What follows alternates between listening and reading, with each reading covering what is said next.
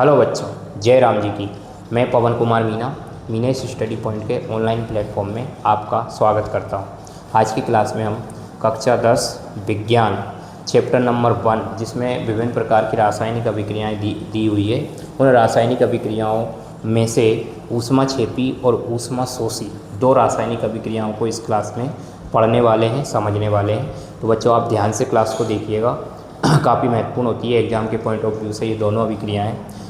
इसके पहले मैं थोड़ी भूमिका समझाता हूँ बच्चों। जो चैप्टर नंबर 1 है रासायनिक अभिक्रियाओं से रिलेटेड है। आपको मालूम है, जब दो केमिकल होते हैं, एक केमिकल को दूसरे केमिकल या कोई दो तत्व आपस में क्रिया करते हैं तो नए यौगिक या नए तत्व बनाते हैं। इसको अपन केमिकल रिएक्शन या रासायनिक अभिक्रियाएँ कहते हैं। कक्षा 10th साइंस के चैप्टर नंबर 1 में ऐसी कई सारी रासायनिक अभिक्रियाएँ अलग अलग तरीके से जो होती है उनके कई प्रकार दिए हुए हैं।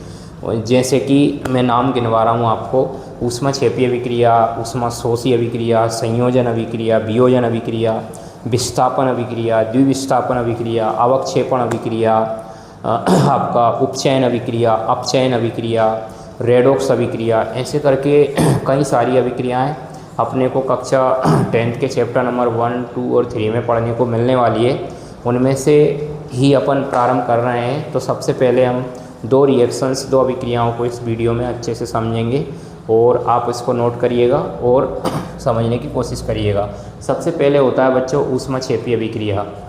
जैसे देखो क्या होता है ना, जब हम दो केमिकल को मान लो मिलाते हैं, तो अगर मान लो मिलाने के बाद उनमें रिएक्शन चालू हो जाए और जिस बर्तन में हम उनको मिला रहे हैं वो बर्तन गर्म हो जाए और एक थोड़ा सा है ना, एक मतलब ये मान लो गर्मी सी उसमें से निकले, तो इसका मतलब ये हुआ हमने तो उसमें गर्मी दी नहीं, उसमें मन से गर्मी निकल रही है, यानी कि जिस बर्तन में हम मिला रहे हैं वो मन से गर्म हो रहा है। इसका मतलब उन दोनों केमिकलों को मिलाने से उस रिएक्शन में ऊष्मा उत्पन्न हुई है, ऊष्मा निकली है मतलब, तो इसको बोलेंगे हम ऊष्माक्षेपी अभिक्रिया।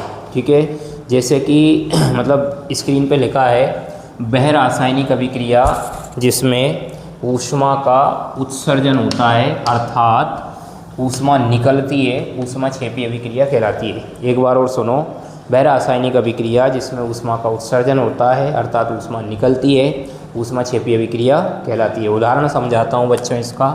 जैसे मान लो इसका बहुत ही पॉपुलर एग्जाम्पल है कैल्शियम ऑक्साइड, जो बिना वजह चूना होता है, जिसको पुताई के लिए यूज करते हैं। ये मार्केट से हम लेके आते हैं और इसमें अगर हमने पानी मिला दिया, पानी का सूत्र होता है H2O, तो बच्चों क्या होगा, इन दोनों की रिएक्शन होगी और जिस बर्तन में हमने इसको रखा है वो एकदम गर्म हो जाएगा और एक नया यौगिक बन जाएगा कैल्शियम हाइड्रोक्साइड, जिसको अपन बुझा हुआ चूना बोलते हैं। ठीक है, और साथ में बनेगी बहुत सारी ऊष्मा।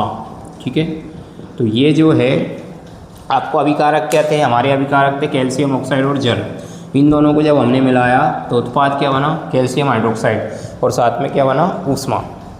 तो बच्चों इसमें है ना, हमने इसको गर्म नहीं किया, ये बाय डिफ़ॉल्ट हुआ है, ऊष्मा मन से निकली है, इसलिए इस अभिक्रिया का नाम है ऊष्माक्षेपी अभिक्रिया। एक बार और सुन लो, वह रासायनिक अभिक्रिया जिसमें ऊष्मा का उत्सर्जन होता है अर्थात ऊष्मा निकलती है, ऊष्माक्षेपी अभिक्रिया कहलाती है। ठीक है, दूसरा इसका एग्जाम्पल एक और है बच्चों, काफ़ी सारे एग्जाम्पल मिल जाएंगे। मीथेन का दहन, मीथेन CH4 इसका फॉर्मूला होता है, प्लस किसी भी चीज़ को जलाने का मतलब ऑक्सीजन से रिएक्शन कराना, CH4 + O2 गिब्स, इससे CO2 और जल उत्पाद बनता है, CO2 कार्बन डाइऑक्साइड प्लस जल, और साथ में बच्चों इसमें भी ऊष्मा निकलती है, तो ये भी क्या हो जाएगी, ऊष्माक्षेपी अभिक्रिया हो जाएगी। ये बैलेंस समीकरण नहीं है, आपको बैलेंस का थोड़ा नॉलेज बताता हूँ बच्चों। अभिकारक में जितने भी परमाणु होते हैं किसी भी तत्व के, उतने ही परमाणु उत्पाद में होना आवश्यक है, उसको संतुलित या बैलेंस समीकरण कहते हैं।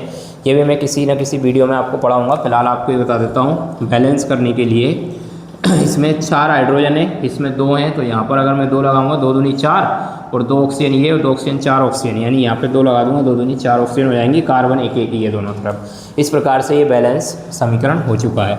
तो जो आपकी फर्स्ट रिएक्शन थी ऊष्माक्षेपी अभिक्रिया वो संपन्न हुई, और इसका अपोजिट अभिक्रिया है बच्चों ऊष्माशोषी।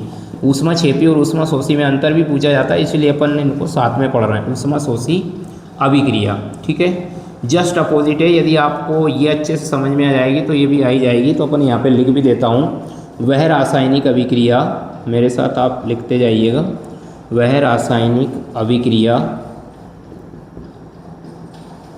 जिसमें ऊष्मा का अवशोषण होता है, अवशोषण होता है, अर्थात आप ये कह सकते हो अर्थात ऊष्मा देनी पड़ती है, देनी पड़ती है,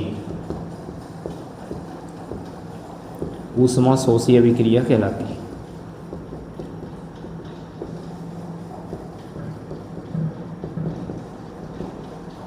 वह रासायनिक अभिक्रिया जिसमें ऊष्मा का अवशोषण होता है अर्थात ऊष्मा देनी पड़ती है, ऊष्मा शोषीय अभिक्रिया कहलाती है।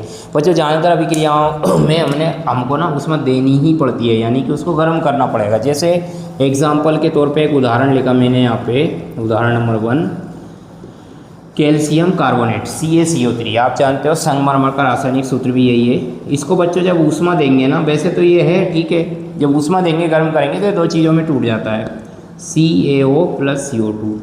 यानी कि इसको हम ऊष्मा नहीं देते तो ये कैल्शियम ऑक्साइड और CO2 नहीं बनता, यानी कि इसको ऊष्मा देनी पड़ी, यानी इस अभिक्रिया में ऊष्मा का अवशोषण हुआ, इसलिए ये कहलाएगी आपकी ऊष्मा शोषी अभिक्रिया। ठीक है, तो वह रासायनिक अभिक्रिया इसमें ऊष्मा का अवशोषण होता है अर्थात ऊष्मा देनी पड़ती है, ऊष्मा शोषी अभिक्रिया कहलाती है। इसका एक एग्जाम्पल और मैं आपको बता देता हूँ। लेड नाइट्रेट जिसका सूत्र होता है बच्चों PbNO3 का उल्टाइस, इसको उल्टाइस पढ़ोगे आप, प्लस इसको जब आप ऊष्मा दोगे तो ये 3 उत्पाद में टूटता है, PbO + NO2 nitrogen oxide + O2। ठीक है, बैलेंस करना पड़ेगा इसको, तो इसका बैलेंस समीकरण में आपको बैलेंसिंग की क्लास अलग से पढ़ाऊंगा। फिलहाल यहाँ पर 4 आ जाएगा और ये पूरा बैलेंस किया है। मैं आपको बता सकता हूँ, देखो 2 यहाँ लगा है तो लेड नाइट्रोजन ऑक्सीजन सबके लिए काम कर रहा है, तो 2 लेड कितने 2, तो लेड कितने इधर भी 2।